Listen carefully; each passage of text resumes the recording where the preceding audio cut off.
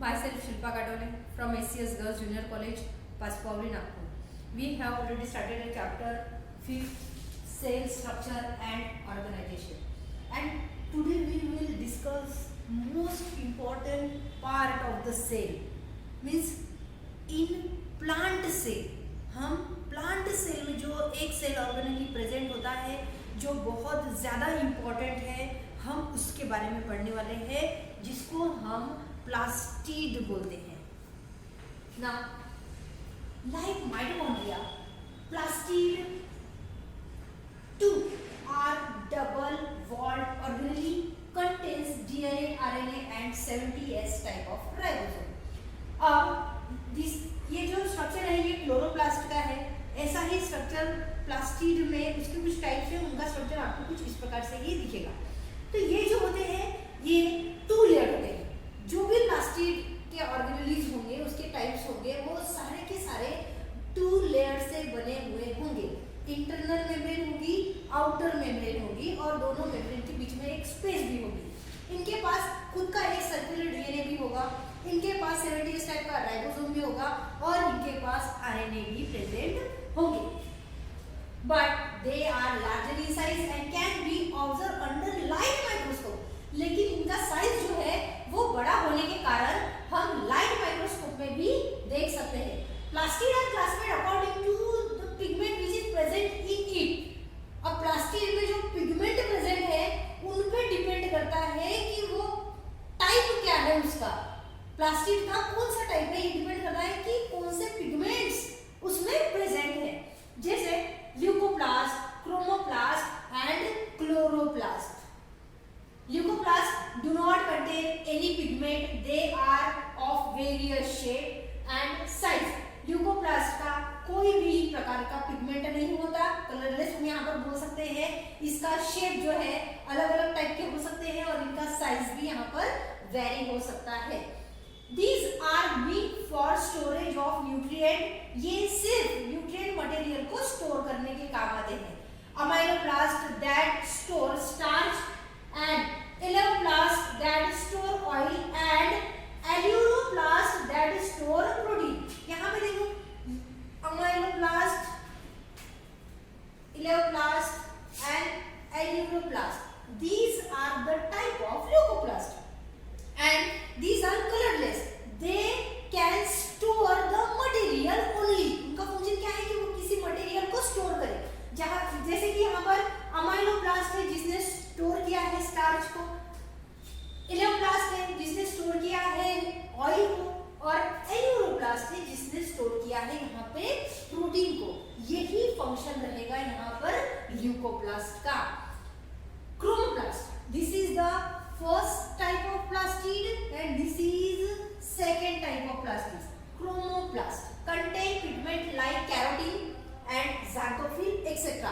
Carotene, xanthophyll के जैसे अलग अलग पिगमेंट्स होंगे जो प्रेजेंट होंगे जिनको हम यहाँ पर क्रोमोप्लास्ट बोलेंगे.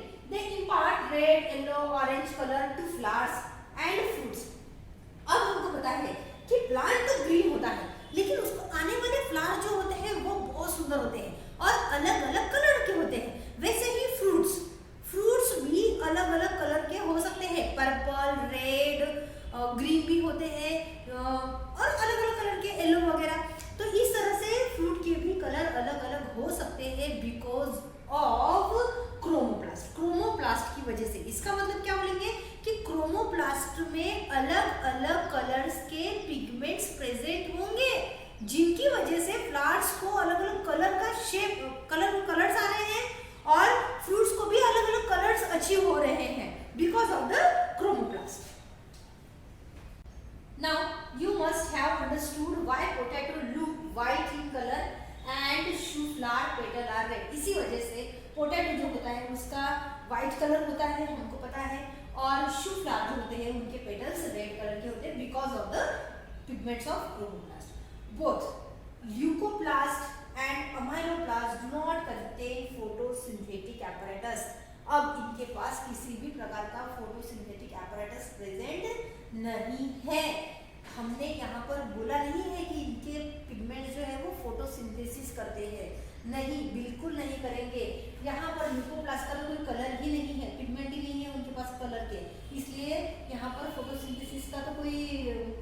चांस ही नहीं है। लेकिन क्रोमोप्लास्ट में भी कलर्ड पिगमेंट होने की वजह से वो भी यहाँ पर फोटोसिंथेसिस नहीं कर पाएंगे। Then plant cells of algae and few protists or like euglena contain chloroplast। Plant के सेल, यूग्लिना के सेल और कुछ प्रोटिस्ट है यूग्लिना के जैसे वो, और अल्गी, ये कुछ ऐसे यहाँ पर लिविंग्स बोल सकते हैं हम, जो फोटोसिंथेसिस कर सकते हैं क्योंकि उनके पास फोटोसिंथेटिक पिगमेंट है। ऐसी एक ऑर्गेनेली है जो फोटोसिंथेटिक पिगमेंट को अपने पास रखती है और फोटोसिंथेसिस की प्रोसेस को परफॉर्म कर सकती है, और उसको हम बोलेंगे यहाँ पर क्लोरोप्लास्ट। क्लोरोप्लास्ट में फोटोसिंथेटिक पिगमेंट्स होते हैं जो फोटोसिंथेसिस करेंगे, जो हमारे लिए फूड तैयार करेंगे। Ribbon shape chloroplast present in spirogyra. Spirogyra में फोटोसिंथेटिक पिगमेंट्स होते हैं but in the form of ribbon. Ribbon जैसा स्ट्रक्चर हमको वहां पर क्लोरोप्लास्ट का दिखेगा। It differs in size, number and shape in various cell in which it is form. वो डिपेंड करता है कि कौन से टाइप के सेल में प्रेजेंट है, कौन से ऑर्गन, कौन से टाइप, जैसे अलगी है, प्लांट है, यूग्लिना है, सेल पे डिपेंड करता है या फिर लिविंग बॉडी पे डिपेंड करता है कि कौन सा टाइप क्लोरोप्लास्ट का वहां पर प्रेजेंट रहेगा। It differ in size differ हो सकता है, उसके नंबर्स बदल सकते हैं, शेप बदल सकता है, डिपेंड करेगा सेल पर और लिविंग ऑर्गेनिज्म पर। प्लांट है, यूग्लिना है, प्रोटिस्ट है, उस पर डिपेंड करेगा। In plant it is found in green region. अगर हम प्लांट की बात करते हैं तो जहां पर ग्रीन कलर होगा वहां पर क्लोरोप्लास्ट प्रेजेंट है, ऐसा हम बोल सकते हैं। Mainly in mesophyll of leaf के मेसोफिल सेल्स जो होते हैं ये ग्रीन कलर के होते हैं। जनरली उस पोर्शन में क्लोरोप्लास्ट प्रेजेंट है, ऐसा हम यहाँ पर बोलेंगे। This chloroplast is lens shape but it can be oval, spherical, discoid और रिबन लाइक। अब यहाँ पर ये लेंस शेप हो सकता है, ओवल हो सकता है, स्फेरिकल हो सकता है और रिबन लाइक भी हो सकता है। मैं आपको पहले बता चुकी हूँ, डिपेंड करता है कि प्लांट का टाइप क्या है, उसका सेल कैसा है, मेसोफिल सेल्स के स्ट्रक्चर्स कैसे हैं, उन पर डिपेंड करता है। लेकिन जनरली ओवल, स्फेरिकल या फिर यहाँ पर बोला गया है लेंस शेप, इस प्रकार में ही मैक्सिमम क्लोरोप्लास्ट प्रेजेंट होता है। अ सेल में contain single large chloroplast as in Chlamydomonas, or there are 20 to 40 chloroplast per cell seen in mesophyll cells। देखो यहाँ पर अगर हम Chlamydomonas की बात करेंगे तो वहाँ पर एक ही क्लोरोप्लास्ट प्रेजेंट होता है जिसका साइज बड़ा होता है।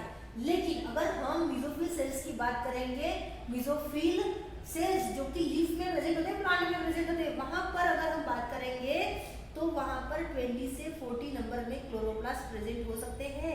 हम अभी बता चुके हैं, ऑर्गेनिज्म पे डिपेंड करेगा, उस लिविंग ऑर्गेनिज्म पे डिपेंड करेगा, उस सेल पे डिपेंड करेगा कि नंबर ऑफ क्लोरोप्लास्ट सेल कितने, ऑर्गेनेलिज कितने प्रेजेंट होने चाहिए, या फिर उनका साइज क्या होना चाहिए, या फिर उनका स्ट्रक्चर कैसा होना चाहिए। जैसे कि हम बोल चुके हैं क्लाइमेडोमोनास भी सिंगल प्रेजेंट रहता है जिसका साइज बड़ा रहेगा, जबकि प्लांट में 20 से 40 तक के नंबर वेरी हो सकते हैं।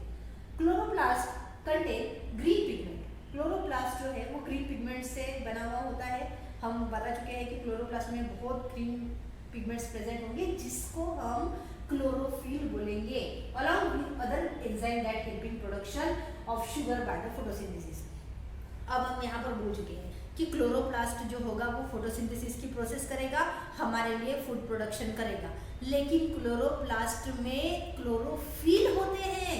जो पिगमेंट हम बोल रहे हैं कि जो प्रेजेंट होते हैं उनका नाम क्लोरोफिल है। Chlorophyll A, B, C, D, ई, इस प्रकार के अलग अलग अलगी भी है तो उनमें भी अलग अलग टाइप के क्लोरोफिल्स प्रेजेंट हो सकते हैं। प्लांट है तो डिपेंड करता है, लेकिन सिंपल हम यहाँ पर क्लोरोफिल ही बोलकर चलेंगे कि क्लोरोफिल प्रेजेंट होते हैं जो हमारे लिए बाय द फोटोसिंथेसिस फूड तैयार करते हैं। बहुत सारे एंजाइम्स ऐसे हैं जो फोटोसिंथेसिस की प्रोसेस में मदद करते हैं और हमारे लिए at the end of photosynthesis sugar तैयार करते हैं, जिसको हम फूड बोलते हैं। Inner membrane of double wall chlorophyll is comparatively less permeable.